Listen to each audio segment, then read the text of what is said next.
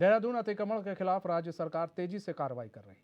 इसी क्रम में अब नदियों के किनारे हुए अतिक्रमण पर कार्रवाई शुरू होने जा रही है, जिसके तहत 23 अलग अलग स्थानों का चयन किया गया, जिसमें नदियां और नाले शामिल हैं। वहीं सीएम धामी का कहना है कि राज्य सरकार अतिक्रमण के खिलाफ जीरो टॉलरेंस की नीति के तहत काम कर रही है।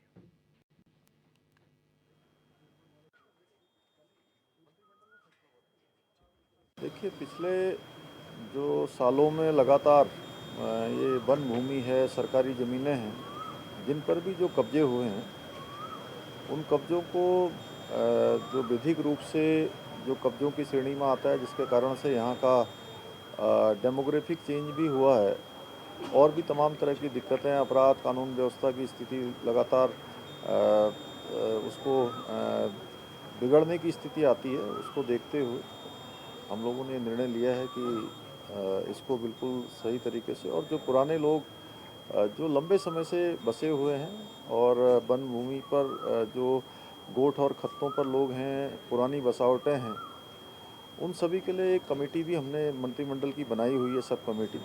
वो कमेटी भी देख रही है, लेकिन जहाँ पर इस प्रकार की चीज़ें आई हैं पिछले सालों में जो देखने को मिली है, उस पर ये अभियान चलेगा।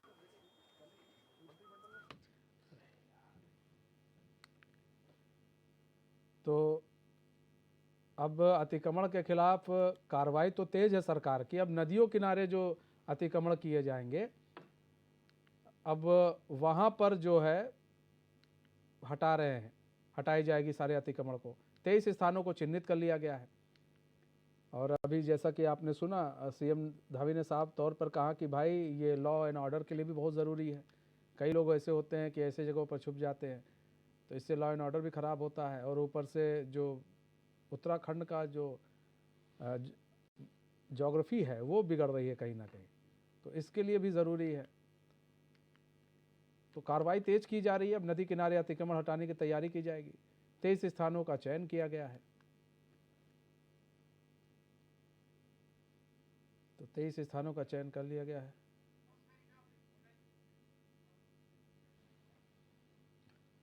हमारे साथ हमारे संवाददाता अस्करी जाफरी जुड़ चुके हैं। अस्करी, अब अतिक्रमण के खिलाफ कार्रवाई तो तेज है। अब नदियों के किनारे जो अतिक्रमण किए गए हैं उन्हें हटाने की तैयारी है सरकार की। 23 स्थानों को चिन्हित भी कर लिया गया है।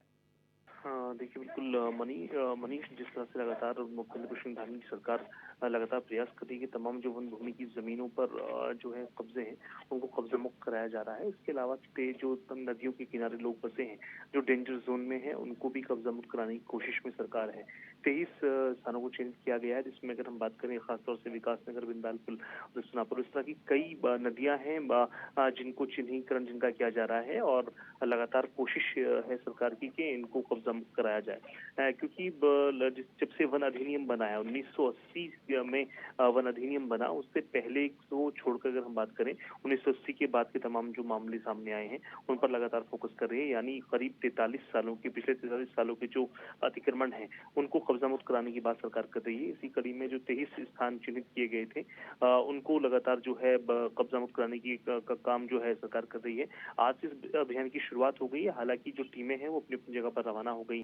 काम जो है सुचारू रूप से कल से शुरू होगा। आज हालांकि आज जो जिम्मेदारियां दी गई हैं तमाम अधिकारियों को जिनको अतिक्रमण हटाना है, तमाम जो जिला अधिकारी हैं अलग अलग जिलों के, उनको भी बताया गया है। तो कहीं ना कहीं एक बड़ी पहल के रूप में इसको देखा जा रहा है। जिस तरह से लगातार मुख्यमंत्री पुष्कर धामी 400 से ज्यादा मज़ारों को जो है कब्जा मुक्त करा चुके हैं। इसके अलावा 40 से ज्यादा मंदिर भी ध्वस्त हो चुके हैं जो वन भूमि की जमीन पर बने थे। तो आप समझ सकते हैं किस तरह से एक बड़ी जो जमीनें हैं वन विभाग की उनको जो है कब्जा मुक्त कराया गया है, जिससे एक बड़े आने वाले वक्त में एक बड़े राजस्व की प्राप्ति भी राज्य सरकार को होगी। मनीष, ये जो नदियों के आसपास से ये जो अतिक्रमण हटाने की बात हो रही है, 23 स्थानों को जो चयन किया गया है, ऐसे में वो कौन कौन से स्थान है अस्करी? देखिए, जिसमें अगर हम बात करें खासकर देहरादून की बात करें, पछवा दून की अगर हम बात करें तो पछवा दून में विकासनगर में कई इस तरह की नदियां हैं। बिंदाल नदी की अगर हम बात करें वहां पर है। तो इस तरह की कई जगहों को चिन्हीकरण का किया गया है क्योंकि वहां पर बहुत लंबे समय से कई बार सरकार जो अल्टीमेटम भी दे चुकी है और नदियों के जो किनारे लोग बसे हैं वो डेंजर जोन में आ जाते हैं। कई बार देखा जाता है जो बरसात आती है, पानी उफान पर होता है, नदियों का पानी उफान पर होता है, जो लोग होते हैं उनकी जिंदगियां बहुत खतरे में पड़ जाती हैं। तो इसको देखते हुए बड़ा कदम उठाया गया है, क्योंकि अभी जो मानसून का जो सीजन है वो पीक होने में उसको भी थोड़ा वक्त लगेगा। ऐसे में सरकार चाहती है कि इस वक्त का इस्तेमाल किया जाए और जब तक बरसात अपने पूरे शबाब पर हो उससे पहले तमाम जो ऐसे लोग हैं, ऐसे हमारे जो उत्तराखंड वासी हैं या दूर दराज से लोग बसे हुए हैं, उनको वहां से हटाने का काम किया जाए ताकि उनकी जिंदगियों पर बात ना आए। इस तरह की तमाम बातें सामने आ रही है मनीष। फिर अब अस्करी यहाँ पर फिर आ जाएगा फिर बसाने कि अब वो लोग जाएंगे कहाँ? तो ऐसे में क्या कोई रोड मैप ब्लूप्रिंट तैयार किया गया?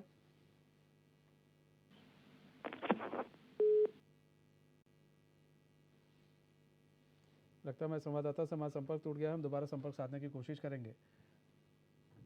तो नदियों के किनारे से अतिक्रमण हटाने की तैयारी की जा रही है।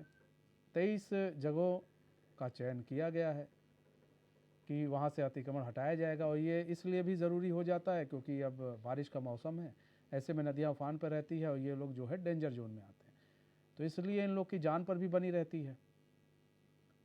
तो बहुत ज़रूरी है ऐसे में कि ऐसे जगहों पर अतिक्रमण जहाँ पर है उन्हें तत्काल प्रभाव से हटा लिया जाए। लेकिन इसके बाद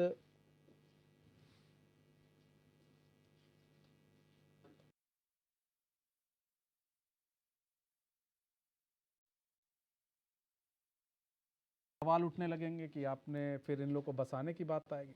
तो फिलहाल सरकार अपनी तरह से काम कर रही है, जो सही है उस दिशा में आगे बढ़ रही है सरकार।